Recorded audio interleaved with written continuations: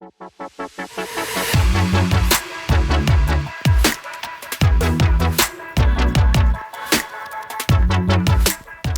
thank you everyone. Can you hear me well? Okay. So we are now going to listen to Dr. Klaus Kunz of Bayer, who will tell us something about the corporate perspective. That's the perspective that we're still missing. So we heard from the investors, we heard from lots of project developers. And I am Stefanie Hauer of NatureRe. Over there, my colleague Daniel Pfeiffer, lots of you have met him. We're working together on connecting the dots. Somebody said that in the morning. It's all about connecting the dots now to create a system, a nature-positive system. And we need the investors on our side, and we need project developers, and of course, the corporates. And at NatureRe, that is what we're doing. So actually, we're raising money from the investors, and we're buying depleted land. We're actually buying it. We believe in that for the permanence. And then we have a very natural way of restoring nature, of actually nurturing, of nudging nature to come back. And we turn that into sound returns for the investors. So please contact us for further information. Now, Klaus, I'm very happy that you are sitting right next to me. I was hoping, actually, for Bayer to be the company sitting right next to me, because Bayer, I can say that, you cannot. Bayer is very well known for a best-in-class ESG strategy, and you are the head of ESG strategy. So I'm glad you're here. And Bayer is a very powerful company. If I look at the SDGs, I would say that for a corporate, you can really, really make a change. Would you say that is true, or is that as exaggerated by a completely over-enthusiastic moderator? This is lovely to hear. Can you hear me well? Okay. I mean, I don't hear these very nice words in introductions in every panel. It can go very different. And that's if you are with a position like Bayer in the markets, and you have such an impact on agriculture, on health also, but on agriculture is even more, then of course there are very different opinions on what is the right way to do things. But definitely, I think that's my intrinsic motivation to work for a company like Bayer, is that we have a really big opportunity to make positive impact. Yes. Positive impact, but you are also making negative impact. We have to say that. We have to acknowledge that. So actually, Bayer is like it's the epitome of all the dilemmata that we see in SDG, because we want to achieve those goals all at the same time. But what is so difficult about it? I think what was important, not only for Bayer, but for our entire sector, was in terms of mindset and acknowledgement that whatever we do in this area of agriculture comes with trade-offs. And we never did this. In the past, our narrative was like, we are feeding the world, don't touch us, we are feeding the world. Others were talking about pesticides and environmental impact. And the truth is, of course, that we have not like the only challenge is to provide enough food. The challenge that we have is to find ways to produce enough food while not destroying the planet. And we need to find business models that work for farmers at the same time. This is people, profit, planet. In the past, we predominantly talked about people and profit, and others talked about planet. So we need to change that. We did this, and we did it massively. And I think that's, if you say we have a better ESG profile now, I think it's because we started to acknowledge that we have, on the one hand, a challenge to address food security from a more holistic perspective. Smallholder farmers in low and middle income countries, extremely important, not only the big businesses in the US, Brazil, and Europe. And on the other hand, biodiversity loss and climate change as key issues related to agriculture, where we have to make changes. We did this. We made, for example, just one example, a commitment to reduce impact of pesticides. And I say pesticides because our industry always said crop protection. And you say pesticides, so it's the same thing, but we always did not talk to each other. So we committed to reduce the impact of our pesticides or crop protection in the next 10 years by 30%, acknowledging that we have to talk about the side effects of our products. How big is Bayer? Can you say it's the market leader in crop science? Can Yes. we say that? Yeah, we are, with the acquisition of Monsanto, we are the biggest ag input company in the world. So if you Seeds and change crop the protection. corporate, you change the world. That's the... No, nobody You have it? changes the world alone. Nobody would change the world alone, but I think it comes with a huge responsibility, understanding that the footprint we have on specifically on the ag side, not so much on the farmer side, it comes with the responsibility to change things in the moment that you understand that you have to change things. And today we're mainly talking about nature-based solutions, but I would like us to understand the big picture of Bayer. So what kind of role does it play in the whole journey to net zero? Could you walk us through what you do, what you have been doing, not just your goals, but what are you actually achieving? The key point was in 2018, and sometimes pressure helps. I mean, with the acquisition of Monsanto, there was a lot of controversial debate, and our leadership took a decision to incorporate sustainability in business and not to have sustainability as a separate thing like nice-to-have projects. And that was a fundamental change, because we were basically putting all the traditional sustainability projects on a parking lot and said, let's focus on the real things. And one of them, as I already mentioned, climate change, we have a role to take. And the biggest footprint we have is downstream in agriculture. So we set a goal to reduce emissions of our farmer customers by 30%, but you cannot request your customers to do things that you are not willing to do yourself. So we also set a goal to become carbon neutral by 2030 and net zero by 2050. Okay, let's go through that step by step. Yes. So first we have scope 1 and 2, your own operations. Yes. Where do you want to go? How far have you come? And how do nature-based solutions come into play? Yeah, we want to be 100% carbon neutral in scope 1 and 2 by 2030.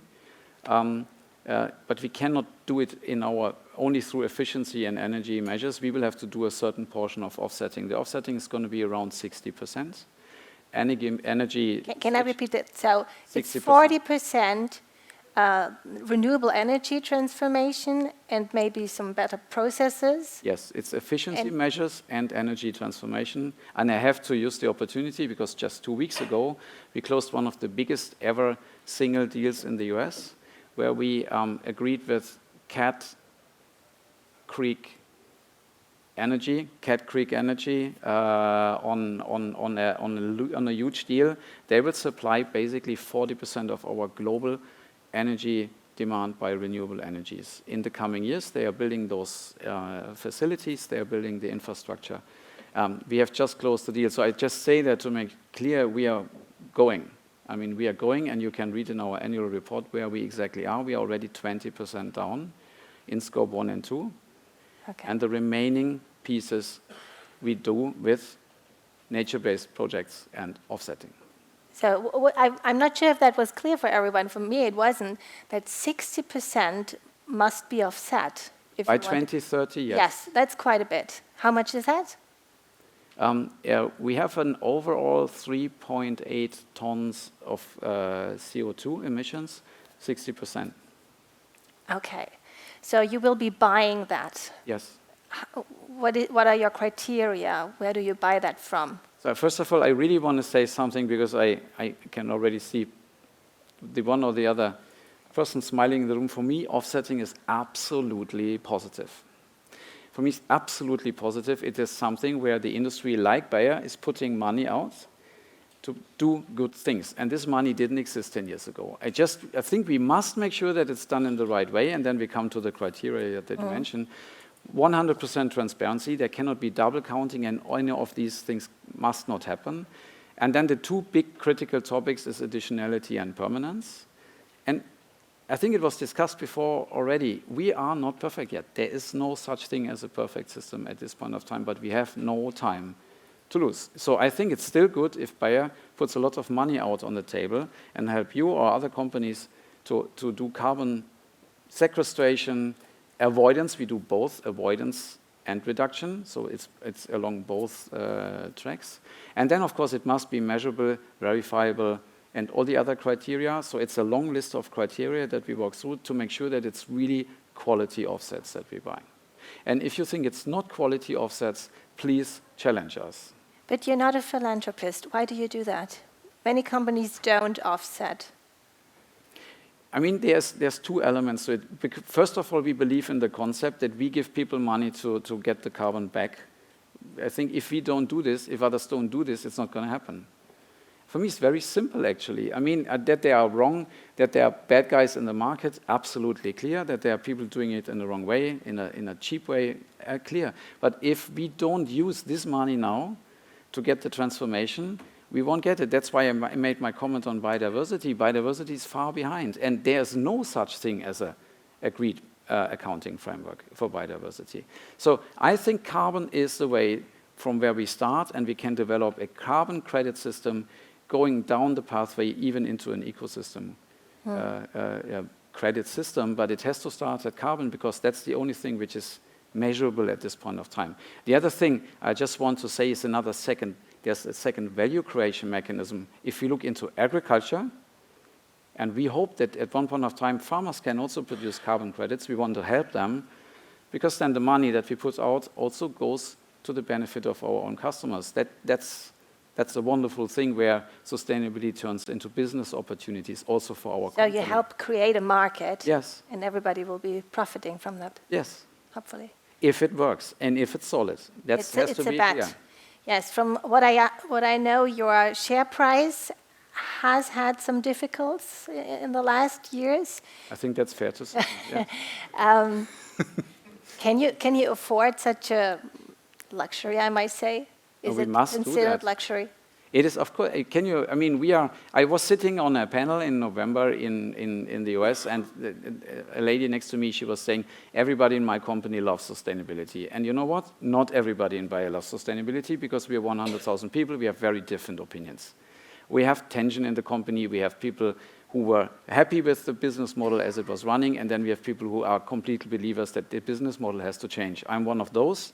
Fortunately, our leadership is also one of those. We will need to change things, and to be on carbon as a responsibility and as an opportunity for a company like Bayer is basically mandatory, obligatory. You've had a CEO who is leaving, and this CEO has been also the head of sustainability, yes, which is something special, actually. What is going to be the next? I haven't talked to him yet, so I cannot make announcements here which are not confirmed. I wish he will be the next CSO as well, but it was key, and that's another thing when we go into the conversations with investors and I talk about the commitments I mentioned, smallholder farmers, 30% reduction of pesticide impact. The first question which always comes back is the remuneration of your board linked to achieving any of this, yes or no? And if no, we don't listen to you anymore. So really, I mean, building a rock-solid governance is key, and that you have the CSO role in the board. If it's the CEO or a separate role, there's opinions, what's the better solution, is part of it. And that the remuneration of the board is linked to achieving sustainability targets is also part of it. So let me get back to the carbon credit market. What do you see in other companies? Do they follow your lead? I would not. I mean, I think in some areas they follow our lead. In others, I think we were even on the same timelines. I would say another big German company in the same area, they came out not with exactly the same commitment on becoming carbon neutral, but with the same commitment for agriculture downstream. So in other areas, we are ahead. Clearly, we are ahead. We're the only company committing to reduce pesticide impact, for example. So this is why you can never expect, I hope nobody from an industry association is now angry with me, but this push will never come through the association. It's typically that one company has to go first. And I think in many of those areas we were going first now, also partly because we are on the radar screen of everybody. I'm talking to a lot of corporates who say, well, we don't do offsetting because it has a bad reputation. It feels like we don't have to make an effort. We can just offset everything. That's what they actually say.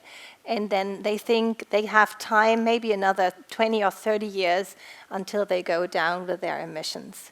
Yeah, but that's how can we mobilize them? Well, that's like saying we don't work on climate change because it's too complicated. I mean, sorry, this is no option. And this is something where I think, I sense that at the moment, honestly speaking, and you can even feel it in this entire ESG discussion that we have now, that it's like pushback is coming, especially in the US. If you are in the US, you have a completely discussion. When you even mention the word ESG, it starts to explode in some areas. But I think that is what it is, and we need to keep moving. It's not like 5 years ago when we were all making big commitments. Now we have to show execution, and now I think all the low-hanging fruits are collected. All the companies have done the easy things. We come to scope 3 probably well, next. they haven't, I must say. There was a new study out by MSCI about the emissions of the big corporations last year, and altogether they did not reduce their emissions in 2022. I mean, what I can say is... Which is insane, isn't it? It's insane. I mean, what we have done, we have in scope 1 and 2, I said it, we are down almost by 20%, but in scope 3 we are not down. It's inside of our commitment of science-based targets. We want to go 12.8% down, but we are not down. It's much more complicated than we thought. And we have to be honest about it. I mean, this is, if I talk about our achievements in sustainability, I would always start with the challenge. The challenge for us is scope 3. But we are not the only ones, but it doesn't help. So we make massive efforts. Then we ask one last question about 1 and 2. So you offset it, you said it's 60%. Do you get enough projects? Are there enough? Yes. Yes. Okay. Yes. Most of the projects are in the forestry area, but I mean, this is, and I think it's also further developed in the agricultural area, and because it's, and there are rationales why that is further developed in agriculture. You are growing cereals, and then you harvest the cereals after a few months, and then there's a lot of questions. The question of permanence and additionality comes even harder if you have an annual cycle and not a multi-annual cycle like with forests. Nevertheless, we will go into the agricultural sector with absolutely being fully convinced that that's the right thing to do, but the major amount of projects we have today are forest. And how much would you say, what is a good price right now for high quality carbon offsetting? I'm sorry. Where is the corridor? Where do you see that out? Maybe not with Bayer, but in general. No, I have to be honest, because I'm not responsible for designing the program. I have not been in the discussions. I cannot give you a good span. Okay. I think it should be high enough that quality is secured. Well, that's true. That's true. And isn't it, I mean, imagine so many corporates don't know anything about it, or they haven't worked out their strategy yet. So once they understand, they realize, oh my God, I have to buy offsetting, there won't be enough projects. Could be. Could be, then what happens? I mean, what I hope is it will even further stimulate the evolution of good projects. If we would really come to the point when in agriculture we have a solid system, I think there's a huge potential. But there's a lot more potential on this planet. I mean, just imagine deserts. I mean, deserts, these are empty batteries for carbon. I mean, if people start to realize the potential, I mean, you put solar panels and then things start to grow in the sand, that happens in the shadow of solar panels. This is unlimited opportunities. I think there's a lot of space which is not yet covered. And this is the benefit of innovators. They will find it. So you're confident you will be net zero for 1 and 2 in 2030? Yes. Looks like it. Okay. What about, you've already mentioned it, scope 3. What does scope 3 look like in a company like Bayer? What is that? Yeah, I mean, there's a discussion what is actually scope 3. The way we aligned with the science-based targets for us is upstream supply. Some people say it should be downstream as well. I just want to raise the point. Downstream is we have really like millions of pharma customers. They are all downstream for us. But we have covered them with that separate commitment to reduce emissions on their fields by 30% as well. So we are covered upstream and downstream. But inside of our science-based target commitments is only upstream. Mm-hmm. And that is, the commitment is 12.8% down in the next 10 years, and that is super difficult because obviously we do not have the straight access to the decision processes. We will need to redesign contracts and. It's much more complicated than taking an internal decision to switch from this energy to that energy because it's in our hands. I think we have underestimated the challenge on scope. And I would always say that the first 30 or 40% of this journey are the easier ones, and the really tough cookies are still coming. So it will be very tough to go there by 2050 for the entire world. Yes. Yes. Yes, I mean, for anybody it will be tough. I mean, that's I think what we realize now, that this is not easy. So what about your customers? Talking about big farmers, smallholder farmers, they must. Do you have an idea what their footprint is compared to your operations? Yes. I mean, if it comes to emissions, we looked at crop-country combinations. So the biggest emitter from a crop-country combination perspective are soy and corn in the US and also in Brazil. But then another really big emitter is rice in India. Rice. And I think it's really interesting because it's my favorite example. You all know paddy rice. The farmers walking bare feet through the rice is growing in water. And I start with the advantage of the water. The water has one phenomenal advantage. Only rice can grow in the water. And no weeds. No weeds. I mean, you don't need herbicides. Very nice. But you need too much water. That's one thing. That's a big problem from a water supply perspective. And paddy rice is a methane factory. I mean, there's tremendous amounts at the roots of the rice plants is forming tremendous amounts of methane. And methane is 4 times worse than carbon dioxide as a greenhouse gas. So, and that's why I talk about trade-offs. And we have to be very honest. People say, it's even better for you. Then you go to dry-seeded rice, and then you can even sell your herbicides. Maybe. But from a balance perspective, from an environmental balance perspective, that's the downside. It's the downside. So we can reduce water consumption, and we must reduce water consumption. And Bayer has set us a huge project and a commitment just a couple of weeks ago at the UN Global Water Summit that we want to reduce 25% water consumption in rice in those countries.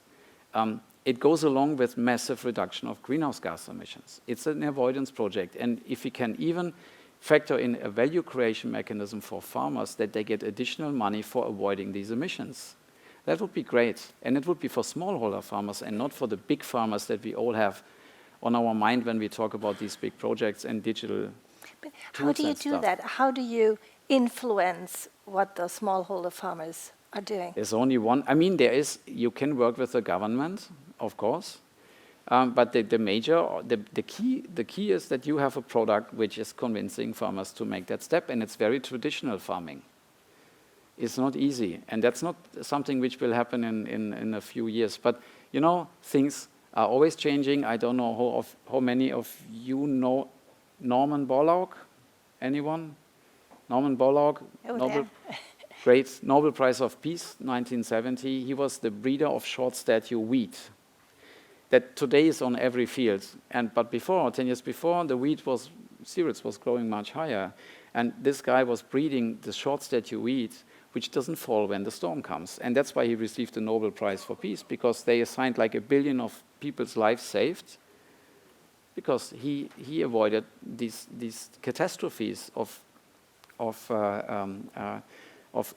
damage in agriculture. And then now today everybody is growing the short-stature wheat. So we have another opportunity. I think we have to do everything at the same time because the emergency is so bad.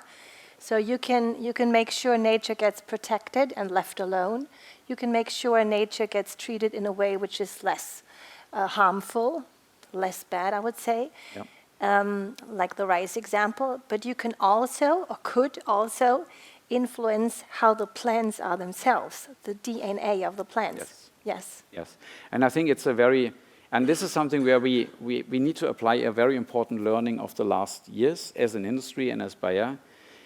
We must have the new breeding technologies which come now on the rise, CRISPR-Cas, you know them, gene editing. We must have a public conversation when introducing them. We cannot make the same mistake again like with this traditional genetically modified soy and corn, which the farmers, I have to say that, I talked to many in the Midwest of this, the farmers love it, but the rest of the world doesn't love it. And I think the major mistake of the industry was to have no conversation about concerns. So when we talk about new breeding technologies, we must have an open discussion absolutely key about do you like it, don't you like it, why don't you like it, what do you want from us And to make it good. Which would be a better suggestion? Because I mean, we have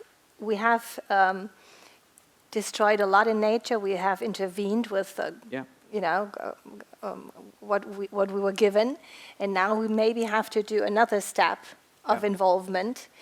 Like what you could do, I could give a couple of examples. Maybe if you have corn, you can change the way the roots grow. So you could have more CO2 or more carbon in those roots. The corn can be less, or it can be shorter, as you said. We have it. We have that. We have it. You can. Shots that you corn. It's not growing higher than this. You can have corn that doesn't need that much land or water. Yes. You can do that. You could. But what about the policymakers? Yeah, that's my point. I mean, the landscape of policymakers is not converging, it's diverging. And that's a concern for me. I mean, now I'm working in the ESG space when it's about regulatory requirements for reporting, and I can tell you where the US is going and where Europe is going is like South and North Pole. It's really a problem for us. And the same is in technology. I have a hope that on new breeding technologies, the Europeans will get the turnaround because Europe will not be able to have no innovation. And there's a chemophobia in Europe. Absolutely clear. People don't want chemistry. Always they say, we don't want synthetic pesticides. And I say, what's the problem with synthetic exactly? I mean, it's about the properties. No synthetic. So chemistry is the problem.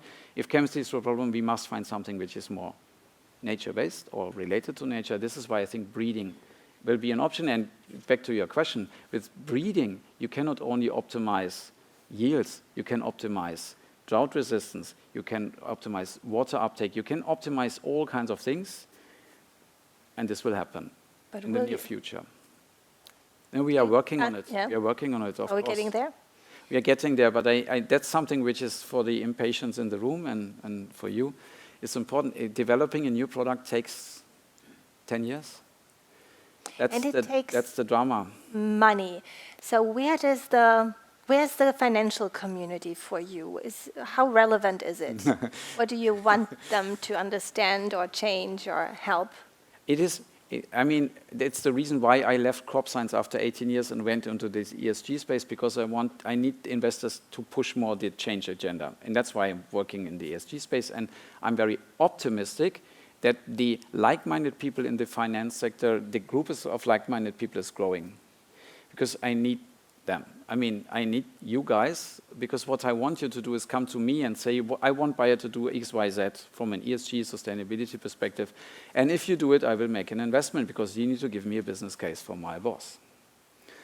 Because there's also still all these investors who don't care.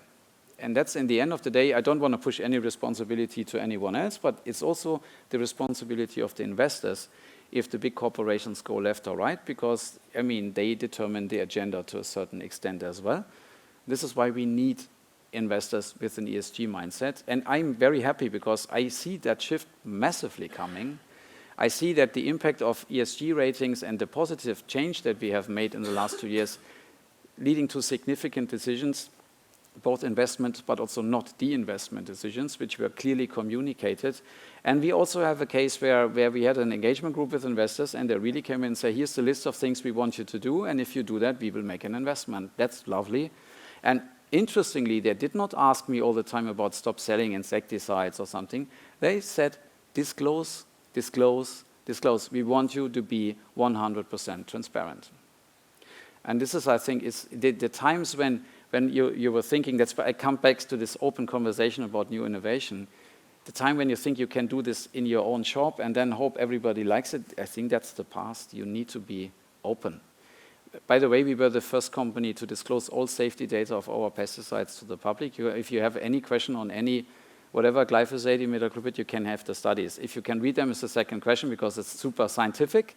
But even we want to help if you want to understand. But the importance is we don't hide anything anymore. It doesn't make sense, and we don't have to, actually. It very much feels like a now or never movement. Now or never, exactly. We still have time for questions, but let me ask, or say thank you very much for being here. Where will you be sitting next time? What will be the next chance for you to speak to an audience? You said you were going to the States. Yeah, Washington on Friday. It's more on Capitol Hill. It is. I mean, now I'm in the ESG space, and I really try to help. Also, a little bit in the political area to see that. I mean, you know, the Americans are so hard. They really don't want regulation on disclosure, and the Europeans. That's why I made my comments on biodiversity. They are on the other extreme end. And I have to make that comment here. I'm sitting on the APPG ESG in the UK, as in the advisory board. I really appreciate the British way, which I find ambitious, pragmatic, to come up with a really impactful regulation. Because if you want to drive companies like Bayer into the right direction, you need to recognize, I think, that they can have a sustainable impact, and it should be labeled like this, if we do the right things. Okay. We are not yet green, but if we are moving, this needs to be recognized. Okay, so I guess that's what we call a corporate activism. Corporates need to be activists in this world, not just for their own goals, but for this planet's goals. It sounds a bit weird, but okay. Okay, we're stopping with a weird word. Otherwise, we agree on everything, but maybe not on that word. We have questions. Yes, please.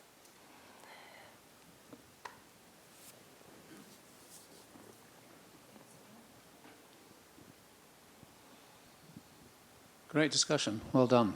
Thank you. Two quickies. Number one, you said you weren't short of forestry projects. Does that mean you're working actively with forestry investors, forestry management companies? Okay. Yes. Second question. You've got 100,000 employees, so there could be 1 million tons abatement right there if you have something like a health scheme, but for carbon neutrality at home, you know, the way they commute, the way they live, what they do, power use. Anybody thought of that, or is it just too expensive? I mean, how they commute, for example, is not part of the equitation, but for example, any business travel is part in our offsetting. It's not included in the science-based targets, but we are completely offsetting the flights, for example, we do for business travel. We have more. And just one word, and that's what I need to remind our own people sometimes when they get very impatient, the change makers. 5 years ago, nothing of this existed. Nothing, neither the governance nor the targets, nothing of this existed, and the most important, the mindset shift did not exist. Hi, Klaus. John from NatureRe here. Really interesting that you brought up rice, which is, I think, about 13% of global methane emissions. I just wanted to use that as for you to kind of unpack a bit the challenges of decarbonizing your own nature-based value chain. Because, you know, obviously rice, I think, doesn't have the additionality or permanence issues as much as you've raised with other agriculture. So why haven't you been able to leverage that in particular to really, you know, meet some of your targets?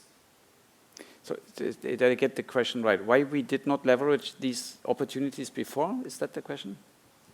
What's the main challenges you've kind of encountered in actually leveraging your value chain from a decarbonization perspective? You mentioned energy, but yeah. I'm really asking from a nature-based perspective. You know, Bayer obviously has probably one of the largest networks globally in terms of land management and agriculture. So what's been the main challenge you've found in actually using that to meet some of your targets? You say if it's downstream with the farmers? Downstream with the farmers, I think it's traditional ways of cropping, and then there's also a different perspective of what's the right thing. Today, everybody talks about regenerative agriculture. It's a new word. And I love it, because we're getting out of this ideological, conventional versus organic, which I think is not the right question. The question is regenerative agriculture. But transition to regenerative agriculture comes at costs. That's the right thing to do from an emission reduction perspective, from an input reduction perspective. For me, the transition has to go to regenerative agriculture. But, you know, it means different cropping systems. It means, for example, growing cover crops in between, which some farmers do, others don't. By the way, those who have done it before, they have no additionality. They have a problem and can't create a carbon credit. That's very unfair. So I just want to add some complexity to the question. There's a lot of challenges to make a stable system which incentivizes this, but I think the transition from an input-driven industry that we have been in the past towards a regenerative target system thinking, outcome-driven industry, that's a challenge not only for our customers, but also for us as the input providers. We can take the discussions into the break. Haley. Thank you, everyone. Thank you, Klaus, for letting us be part of your world for 30 minutes. Thank you. You.